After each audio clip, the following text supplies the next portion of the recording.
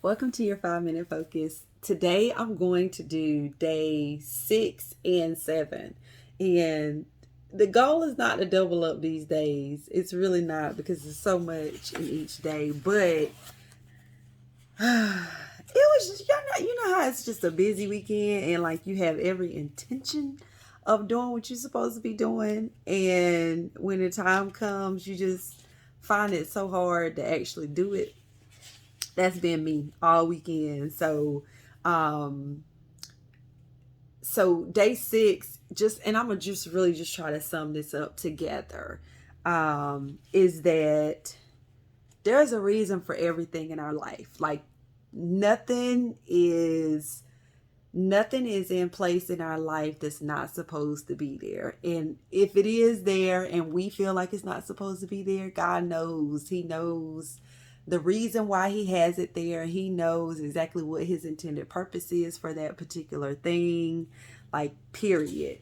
And whatever his plan is, it is to bring him glory. So we can really be assured in that fact. Like this may not feel good to me, and this particular thing that I'm dealing with or facing, whatever, or having to go through does not seem like it has any type of purpose whatsoever. But God knows what purpose he has for it, and he knows how he's going to use it for his glory.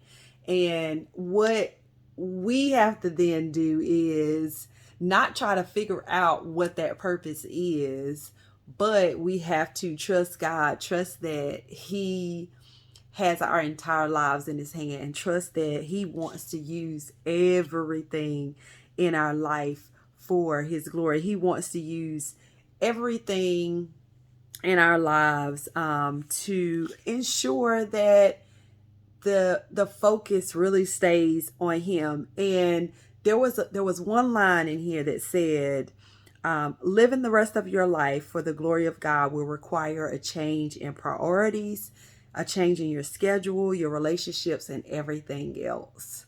Now, isn't that the truth? Like, how many times have you had to adjust your priorities because of something that God set up for you to do, or some way how God orchestrated your life to be? Like it wasn't anything that was in your plan and purpose, but God's plan and purpose for your life rearranged your priorities, rearranged your schedule, rearranged your relationships, people that you thought were going to be in your life from now until forever. And you didn't think there would be anything that would separate you and whoever the person was. And something happened, whatever, and they're no longer in your life anymore. And now that they're not, you see God's intended purpose for your life and how that person really didn't mean you any good, or that person really wasn't the person that needed to be in your life for where God is taking you. And so it really does allow us to think about the fact that our life is all about him. Like it is really all about him. Like at the end of the day, when we think about everybody that we come in contact with, everything that you've ever experienced in your entire life, to think that none of that is really about you. It is about God using you to do something great in the earth, using you to fulfill his purpose and his plans in your life and for your life.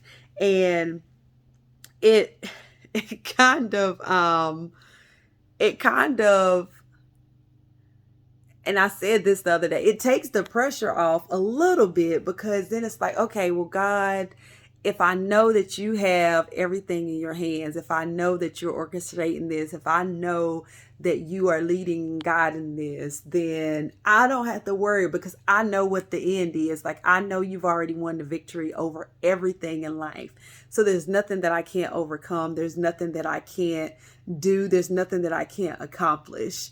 But God, help us during those times, because it's hard to really rely on that when we're looking at the obstacle, we're looking at the things that are keeping us.